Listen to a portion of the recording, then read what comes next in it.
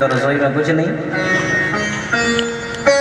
पहुंचे महात्मा के पास, महाराज जी आज तो रसोई में कुछ हो ही नहीं रहा। बोले बेटा तुम्हें नहीं पता आज एकादशी है? तो कहने लगे क्या सचमुच में आज ही एकादशी है? और सत्य बात है आज भी एकादशी है, आज भी एकादशी है माई बाप। तो हालांकि बहुत सारे लोग आज चावल भी खाए होंगे, भोजन भी किए होंगे। देखिए सनातन धर्म में एकादशी व्रत का बड़ा विधान है और प्रत्येक सनातनी जनमानस को एकादशी का व्रत अवश्य करना चाहिए। हमारे पास कोई बालक आ जाया, हमने पूछा चावल खाए हो? तो उसको लगा शायद कुछ अच्छी बात बता रहे होंगे, तो उसने कहा अभी खा के हैं। तब ठीक किया। देखिए एकादश इंद्रियों का वर्णन किया गया है। एकादश इंद्रिय का नाम है मन। क्या नाम है? मन। पंच कर्मेंद्रिय, पंच ज्ञानेंद्रिय और एक उस पर शासन करने वाला मन। तो ये मन जो है ये बड़ा चंचल है, चलायमान है।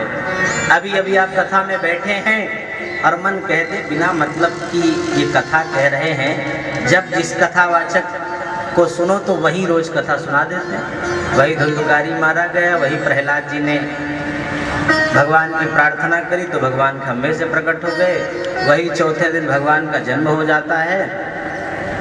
तो ये होता है कि अरे ये तो सुना ही है, चलो चलते हैं, घर में कुछ काम करते हैं तो चल पड़ते हैं। मान लो आप कथा सुनने के लिए अपने घर से चले, कथा सुनने की इच्छा हुई, मार्ग में आपका कोई बहुत प्रिय व्यक्ति मिल जाए तो मन कहता है कथा तो खूब होती रहेगी, बाद में भी सुन लेंगे, पहले इससे बात कर लें। तो ये मन बड़ा चंचल है, चलायमान है। और मन के देवता कौन है? मन के देवता है चंद्रमा। कौन है? चंद्रमा। चंद्रमा मनसो जाता है। तो एकादशी के दिन चंद्र का प्रभाव अन्न में हो जाता है। अन्नो वही प्राणा। तो चंद्र का प्रभाव अन्न में हो जाने से क्या होता है? अन्न में दोष आ जाते हैं। कैसे दोष? कौन से दोष? जो आपके द्वारा पूर्व में किए गए, पहले किए गए जो पाप हैं वो सब उस अन्न में आ जाते हैं। इसलिए जो व्यक्ति उस दिन अन्न का सेवन करता है वो दोषों से भरपूर हो जाता है, दोष ही दोष उसके जीवन में आ जाते हैं। देखो हो सकता है आज बहुत सारी माताओं ने भी, भाइयों ने भी एकादशी का व्रत नहीं किया हो, पर प्रयास करना कि अगली एकादशी जब आए तो आप जरूर एकादशी व्रत रखना। भगवान कृष्ण स्वयं कहते हैं सबसे प्रिय यदि कोई तिथि है वो है एकादशी। सबसे प्रिय कोई व्रत है तो वो है एकादशी। और एकादशी का व्रत रखने वाला व्यक्ति उसके जीवन के समस्त अघों को, पापों को भगवान समाप्त कर देते हैं। तो अच्छा एक बात और लोग कहते हैं कि ये पौष चल रहा है, फिर अगहन का नाम ले लेंगे, अगहन में नहीं होता, पौष में नहीं होता, इसमें नहीं होता, उसमें नहीं होता। अच्छा बताओ मरने की कोई डेट डिसाइड है क्या लोगों की? किसी दिन भी मर जाओगे एकादशी के पहले अगर मर गए तब? तो इसलिए जब एकादशी आ जाए वही एकादशी सबसे उत्तम तिथि है। और फिर बाकी आपकी मर्जी, चाहे जब रहो। अब उस व्यक्ति ने कहा महाराज क्या सचमुच आज ही एकादशी है? बोले हाँ आज एकादशी है और एकादशी को भोजन नहीं किया जाता। अच्छा महाराज जी आपके इतने चेले हैं, बाकी सब एकादशी का व्रत रख लें और हम ना रखें तो नहीं चलेगा? बोले बिल्कुल नहीं चलेगा। भाई सब व्यक्ति अपने कर्म और बंधन के कारण वो स्वयं बनते हैं। तो तुम्हारा कर्म तुम्हारे साथ, हमारा कर्म हमारे साथ। बोले महाराज जी अगर आज एकादशी कर ली तो मुझे लगता है कि द्वादशी का सूर्य भी मैं नहीं देखने पाऊंगा। अरे राम राम, इतने तुम भूखे हो? बोले अब ये सब तो आपकी ही कृपा से है।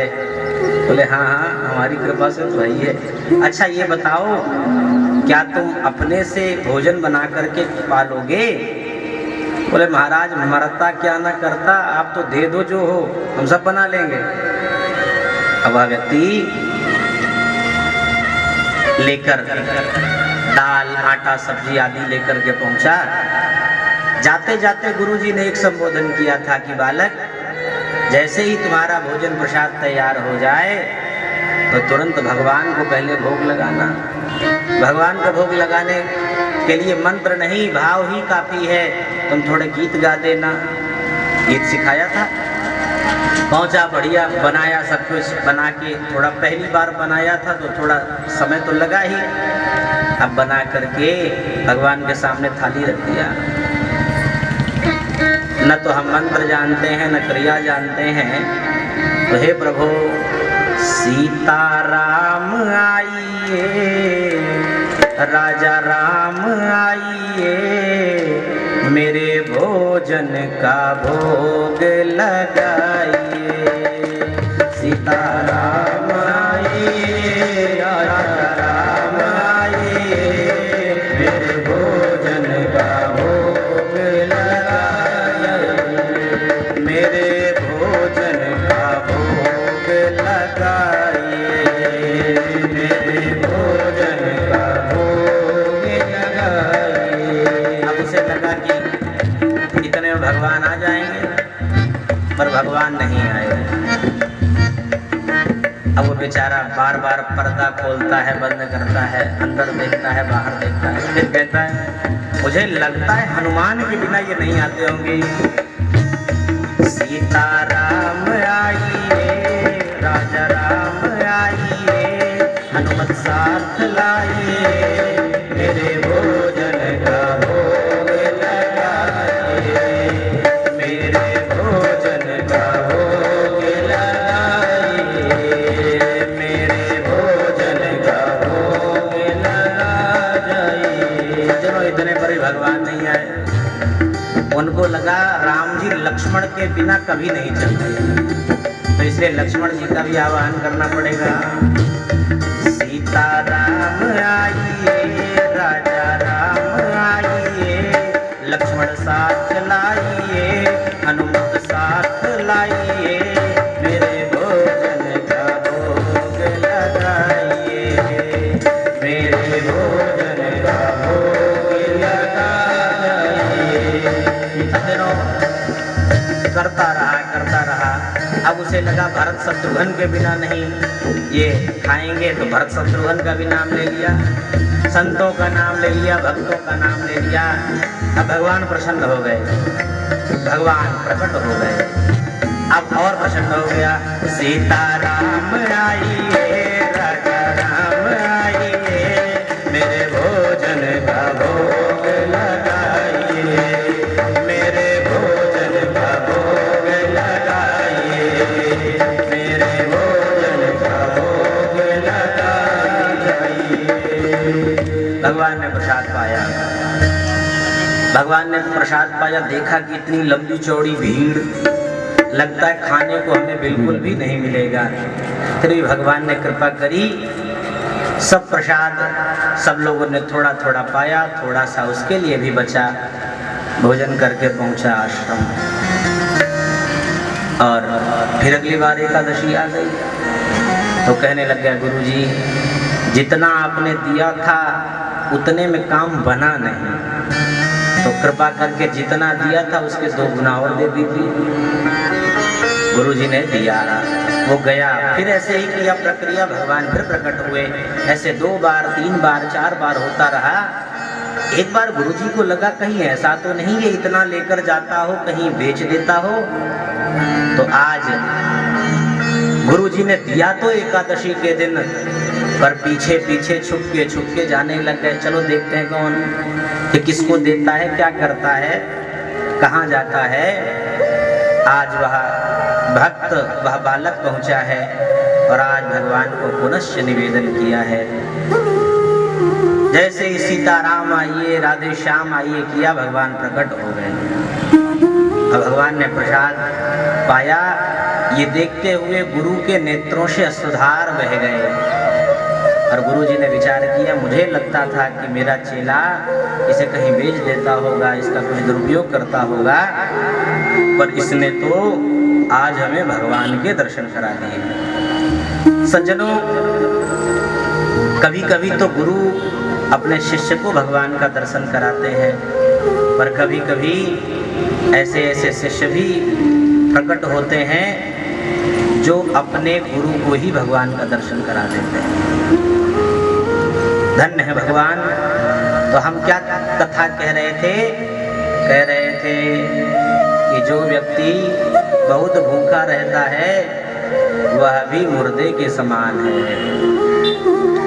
अब जो बीमार व्यक्ति हो, सदा खाट पर ही लेटा रहे, दीर्घ शंका लघु शंका भोजन सब उसी पर हो रहा हो, वह भी व्यक्ति तो मुर्दे के ही समान है, न वो कुछ कर सकता है। तो सज्जनों, ऐसे 14 प्रकार के जीवित मुर्दों का वर्णन किया गया। तो जिस व्यक्ति ने भी जन्म लिया है उसे भागवत की कथा अवश्य सुननी चाहिए। तो भागवत की कथा कल धुंधुकारी नाम के प्रेत ने सुनी। जो धुंधुकारी सुख की प्राप्ति भी कर रहा था, पर भगवत प्राप्ति रूपी सुख प्राप्ति करते करते वो भौतिक सुख की अनुभूति करने लग गया, उसी में संलग्न हो गया। कालांतर में क्या हुआ? भयंकर प्रेत बना। प्रेत बना और प्रेत बन करके उसने भागवत की कथा सुनी, और भागवत की कथा सुनते ही उसकी मुक्ति हो गई, उसका कल्याण हो गया।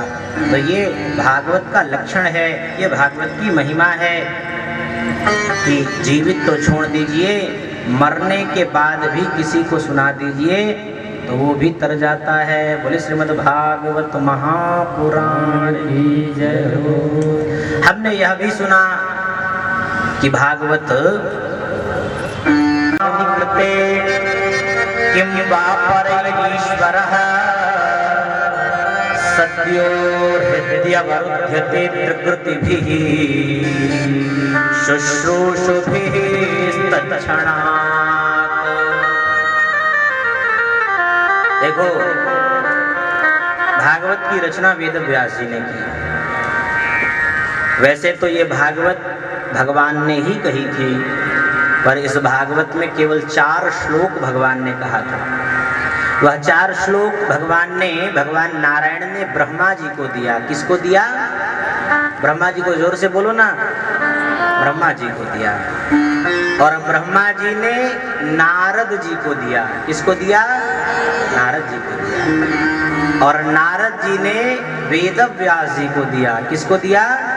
वेद व्यास जी को दिया। इसलिए मैं नाम बुलवाता रहता हूँ, क्योंकि ये परम भागवतों के नाम हैं, और जो इन परम भागवतों का नाम नित्य लेता है उसका समस्त पाप भगवान समाप्त कर देते हैं और उसे अपना भक्त बना लेते हैं। इसलिए हम जब नाम बुलावें तो पीछे पीछे बड़े जोर से भगवान का नाम लिया करिए। वैसे तो सब लोग चिल्लाने में बड़े आगे होते हैं, भगवान का नाम भी चिल्लाओ। सज्जनों, जब भागवत की रचना की वेद व्यास जी ने, 4 श्लोक मिले थे, 18,000 श्लोक बना दिए और ले जाकर भगवान के पास पहुंच गए। भगवान नारायण के पास पहुंचे। भगवान नारायण कहते हैं, क्या है भाई? तो बोले, महाराज ये भागवत लेकर आए हैं, आप आशीर्वाद दे दीजिए। बोले, क्यों?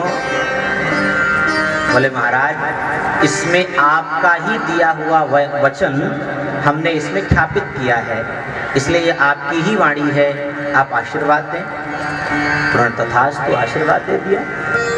लक्ष्मी जी भी बैठी थी, तो वेद व्यास जी को लगा कि नारायण को कह दो, लक्ष्मी को ना कहो तो गड़बड़ हो जाएगा। लक्ष्मी जी के पास भी लेकर पहुँचे, माता जी आप आशीर्वाद दीजिए। बोले हम क्यों आशीर्वाद दें, जिसकी वाणी है उसने आशीर्वाद दे दिया, बहुत है। बोले नहीं माता जी, इसमें आपकी भी वाणी है, भगवत क्या है प्रोक्तम भागवतम, अरे ये तो आपकी भी कही हुई वाणी है। बोले जबरदस्ती का नाम हमें नहीं चाहिए, हमें तो पूरा पूरा नाम दो। तो पहले तो केवल भागवत नाम था, इसमें श्रीमद और जोड़ दिया तो श्रीमद् भागवत महापुराण तैयार हो गया। बोले श्रीमद् भागवत महापुराण की जय हो। सज्जनों, वेद व्यास जी ने जो भागवत की रचना की, इसका लक्षण बताया कि इसका अधिकारी कौन कौन व्यक्ति है।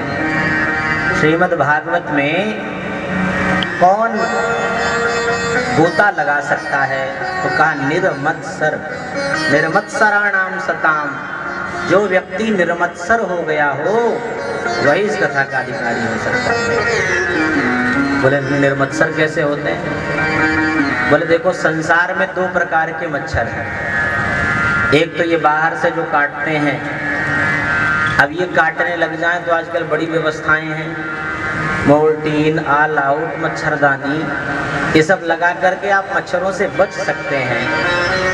पर हमारे हृदय में भी एक मच्छर है, उसको मच्छर की जगह मत्सर कह दिया गया। अंदर भी एक मत्सर है जो सदा काटता रहता है, उससे जल्दी व्यक्ति नहीं बच पाता। कंचन तजना सहज है, सहज त्रिया का नेह, मान बढ़ाई ईर्ष्या दुर्लभ तजना दे। कभी कभी लोगों को ये लगता है हम इतनी बड़ी कथा में आए, इतने बड़े आदमी हैं और हमें बैठने को कुर्सी तक नहीं दिया जा रहा है। अब उपमान लेकर बैठ जाए, अहंकार लेकर बैठ जाए, तो ये भी एक मत्सर है। गोपियों को लगा था थोड़ा सा, और जैसे ही गोपियों को लगा भगवान वहां से छूम अंतर हो गए, भगवान चले गए, अंतरहित हो गए। तो मान रूपी यह मत्सर काटता है, बड़ाई। थोड़ा सा काम किए लोग खूब प्रशंसा गाने लग जाएं, अरे भैया ये बड़ा अच्छा व्यक्ति, इसके जैसा तो कोई व्यक्ति इस दुनिया में पैदा ही नहीं हुआ। एक दिन खूब बड़ाई कर दी, दूसरे दिन ध्यान से देखा तक नहीं तो नाराज हो जाएगा, ये हमारी बड़ाई नहीं हुई। और तीसरा ईर्ष्या, ईर्ष्या बड़ा खतरनाक है। इसलिए तो सज्जनों, बड़े बड़े तपस्वियों को, साधकों को, गृहस्थों को, वानप्रस्थों को, सन्यासियों को इस ईर्ष्या ने तो उनको भी नहीं छोड़ा। एक बार की बात है, एक बड़ा गरीब व्यक्ति, उसने भगवान की उपासना की, आराधना की, धन प्राप्ति के उद्देश्य से। भगवान प्रकट हुए, बोले पुत्र तुम सदैव सुखी रहो, पर बताओ चाहते क्या हो। एक बात का ध्यान रखना, जो तुम्हें दूंगा उसके 2 गुना अधिक तुम्हारे पड़ोसी को दूंगा। बोले महाराज हमको एक घर दे दो। अब इसको एक घर मिला, पड़ोसी को 2 घर मिल गए। अब इसने कहा महाराज हमें एक बेटा दे दो, इसके 1 बेटे हुए, उसके 2 बेटे हो गए। इसने मांगा महाराज हमें एक गाड़ी दे दो, इसको 1 गाड़ी मिल गई, पड़ोसी को 2 गाड़ी मिल गई। अब जब ये देखे पड़ोसी की स्थिति की दिन प्रतिदिन ये तो बढ़ता ही जा रहा है, बढ़ता ही जा रहा है, तो एक दिन ईर्ष्या अंदर प्रवेश कर गई। देखो तपस्या हमने की, साधना हमने की, भगवान को हमने प्रसन्न किया, पर हमसे अधिक ये प्राप्त कर रहा है, इसलिए हम गड़बड़ हों सो गड़बड़ हों, ये भी गड़बड़ हो जाए तो क्या करेंगे। तो उसी देवता से कह दिया कि हमारी एक आंख फोड़ दो। अब देवता ने उसकी एक आंख फोड़ दी, पड़ोसी की दोनों आंख फूट गई। अब इसने कहा हमारी गाड़ी जो है इसको उड़ा दो, समाप्त कर दो, उसकी 1 गाड़ी, उसकी 2 गाड़ी। उसने कहा हमारा एक घर गिरा दो, इसका 1 घर गिरा, पड़ोसी के दोनों घर गिर गए। उसने कहा हमारे 1 बेटे को मार डालो, अब उस 1 बेटे को मार डाला, पड़ोसी के दोनों बेटे मारे गए। कहने का तात्पर्य क्या है कि ईर्ष्या बड़ी खतरनाक है। मान बढ़ाई जब से आई तब से किस्मत फूटी, और स्वामी स्वामी भजने लागे लगन राम से छूटी। सज्जनों, कहा गया है जो निर्मत्सर हो जाए, जिसके हृदय में काम क्रोध लोभ मद मात्सर्य ईर्ष्या द्वेष छल दंभ पाखंड ये सब ना हो, वही श्रीमद् भागवत का अधिकारी होता है। सज्जनों, सुनने तो सब आ जाएंगे, पर जिनके अंदर ये मत्सर घूम रहे होंगे उन्हें कुछ समझ में ही नहीं आएगा। उनकी बुद्धि ही भगवान ऐसी फेर देंगे, मान लो नींद ही आने लग जाएगी। एक बार निद्रा देवी, जब राम जी ने रावण का अंत कर दिया तो निद्रा देवी आकर के अयोध्या के बाहर रोने लग गई। अब वो खूब चिल्लाए तो लक्ष्मण जी को भेजा, पर लक्ष्मण जी उसे शांत नहीं कर पाए। राम जी पहुंचे, बोले क्या बात है देवी, कौन हो तुम? बोले हम निद्रा देवी हैं, और हमें ब्रह्मा जी ने बनाया था, और ब्रह्मा जी ने हमें कुंभकर्ण के पास भेज दिया था। तो हमको बड़ा आराम था, वो खूब सोता था, जितनी उसकी इच्छा हो तो हमें ठीक लगता था। पर अब स्थिति ये है कि कुंभकर्ण का तो आपने देहावसान कर दिया, अब हम जाएं तो कहाँ जाएं? भगवान ने कहा आज के बाद जो दुष्टात्मा है, जब वो कभी मेरा भजन करने लग जाए, पूजन करने लग जाए, तुम उसके पास पहुंच जाना। और देखिए, जब हम भजन पूजन करने लग जाते हैं अक्सर नींद आने लग जाती है, आलस्य आने लग जाता है। तो हम लोगों को बड़े सावधान रहने की आवश्यकता है। निर्वत्सराणाम सताम, जो व्यक्ति निर्वत्सर हो जाता है वो श्रीमद् भागवत का अध्ययन करता है, श्रवण करता है। कथा कृष्ण की है कल्याण करे, कथा कृष्ण की है कल्याण करे, मगर ये करेगी असर धीरे धीरे। कथा कृष्ण की है कल्याण करे, कथा कृष्ण की है कल्याण करे, मगर ये करेगी असर धीरे धीरे। देवो अहंकार फैला जो भीतरे, मदेवो अहंकार फैला जो भीतरे, उतारेगी सारा जहरे धीरे धीरे। अहंकार माने मोहे फैला जो भीतरे, अहंकार माने मोहे फैला जो भीतरे, उतारेगी सारा जहरे धीरे धीरे। कथा कृष्ण की है कल्याणकारी, कथा कृष्ण की है कल्याणकारी, मगर ये करेगी असर धीरे धीरे, मगर ये करेगी असर धीरे धीरे।